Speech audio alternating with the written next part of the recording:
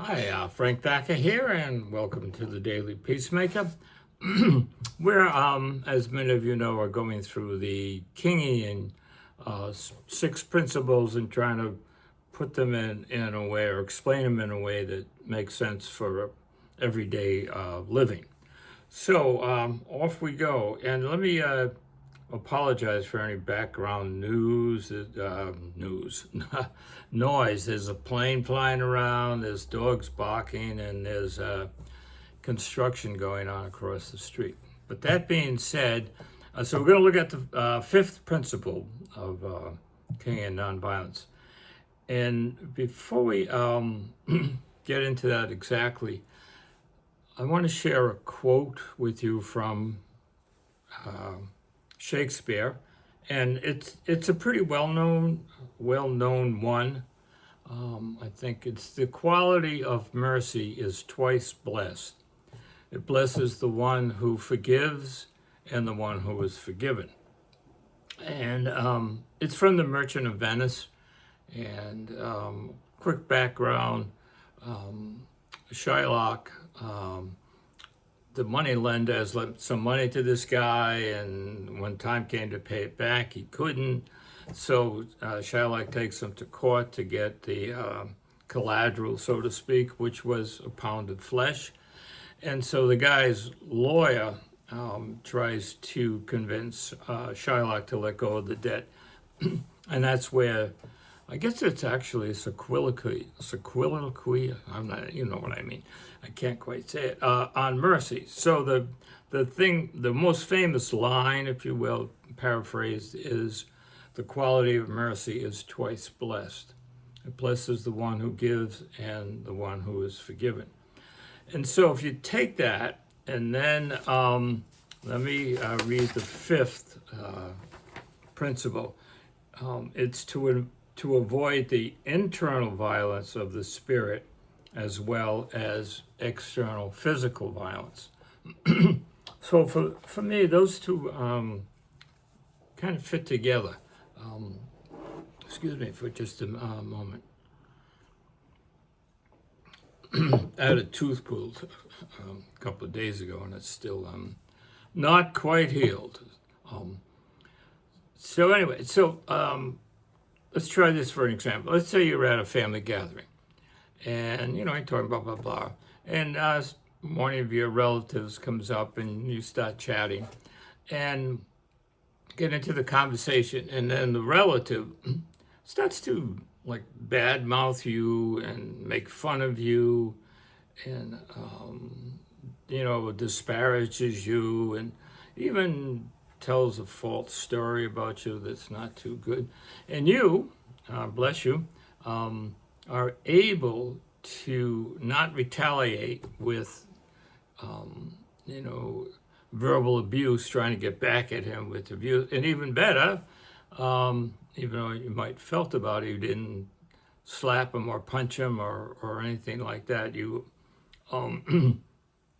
at some point, you quietly walked away. And sometimes that's one of the best things to do in a nonviolent, in terms of nonviolence, is to walk away and say, maybe we'll talk about this later, whatever. So anyway, you walk away and you go, the rest of the party goes on, you have a good time.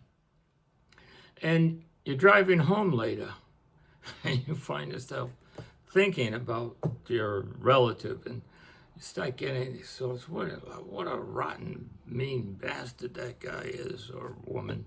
I wish something bad happens to them soon because they deserve it. And you start thinking in your own mind scenarios that could happen to them, and you even think about things you might do to get back at them, that good revenge, and you're like consumed about this, and on some level it feels good because you're thinking of all these real clever ways to get back at him, creative ways. And so you go home, you get, you sleep, you get up the next morning, and you find you're still thinking about that incident and ways to get back at this person, and you come up with some more thoughts about it, and you're getting consumed. And to me, that's a good example of internal violence. So you feel hurt and rejected by your relative. You did not respond with external physical violence. You even did not respond to um, external verbal abuse type of violence. Um, but now, what you're doing is you're doing internal violence to yourself. You're basically consuming your spirit with this negative energy, and that's I think the main point of this principle is um, to not take violence internally and really use it to do violence to ourselves. It's sort of a subtle type of violence because you think, well, I'm not doing anything to this person. I'm nothing physical, nothing verbally abusive, emotional. I'm not making up lies about them. I'm not even bad-mouthing them to other people.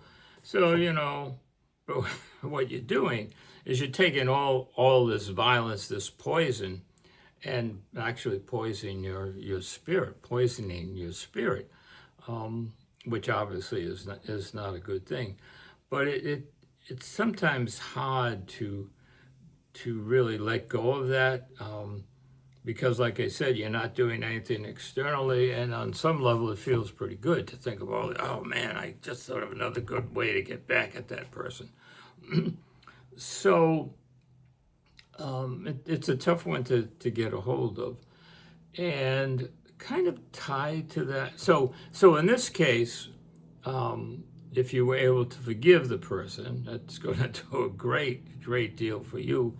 And on some level, it probably spread out, if you believe in the forces of energy. And I think every feeling we have is actually some type of energy. So it might, on some way, trickle across the universe to your relative. But the bottom line is, if you can let go of it and forgive them, it relieves you. It's quite a gift to yourself to be able to let go of all that poison, really, psychological poisoning that you're doing to yourself. Excuse me. And kind of along the same lines, I think another kind of unrecognized, I guess, form of violence that's tied to this principle is how we beat up on ourselves. I think we've all had situations where we do something wrong or we make a mistake and we start, what a jerk. We start saying to ourselves, well, that was a really stupid thing to do, Frank. What the heck's the matter with you? And we beat up on ourselves like that. You could do much better. You're just, you're getting to be useless. We take all these negative thoughts about ourselves, and that's a real form of violence for sure. It's probably, like I said, one of the most unrecognized ones. And again, you spin back to forgive yourself. So you didn't do the best job you could have done, or you made a big mistake, or anything like that. Just be able to forgive yourself. And one of the thoughts I had when I was kind of reflecting on this whole thing, so yeah, all right, I'll forgive him. You think that, yeah, I'll forgive him. But do you really forgive either that person, or do you forgive yourself, or do you let go? How do you let go of the violence that you've are swallowing into your spirit? And one of the things I thought of, maybe one of the ways to do it, is when you're aware of either castigating your relative or burning yourself up with the violence toward yourself, to take that energy and make a conscious effort to do something good that day. You know, say a prayer for someone, hold the door open for someone if you're in that situation. Send a text to a friend that you haven't heard from for a while. So lots of good ways to take something that's negative, that violence that you're doing to yourself, and turn it around by sending out something good. And one other quick example, I think many people are aware of MAD, Mothers Against Drunk Driving. And, you know, I think it was a woman in the 80s, her daughter was killed by a drunk driver. And what she did, she, instead of, you know, attacking the driver or beating up on herself because she wasn't more careful with her daughter or whatever, she took that and she started this organization called Mothers Against Drunk Driving, which is still pretty active today. You know, there's criticism of it that it's grown too big and they're using money to pay salaries. But the point is that that's a good example of taking a violent situation and being able to forgive the person, and by doing that, it's also helping you, because forgiveness is a gift that we give, and when we give a gift, it's okay to feel good about it. So, I hope some of this made sense. It's complex in a way, but maybe pretty simple. You know, the quality of mercy is twice blessed. One who gives and the one who receives. And part of that giving is that you don't turn it in on yourself, that you avoid the external, the internal beating up on your spirit.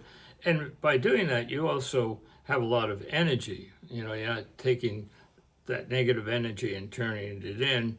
You're taking the energy and putting it out and maybe doing something worthwhile. So we will leave it there, and I hope things are well and that you enjoyed this this video. And we will keep. I guess it's a podcast. That's what you got to call it nowadays, a podcast. And we'll keep exploring this whole notion of nonviolence, because I think that's the way we got to go, or we have to go, I guess. All right, you all take care. Good to be with you, and may we all walk in harmony.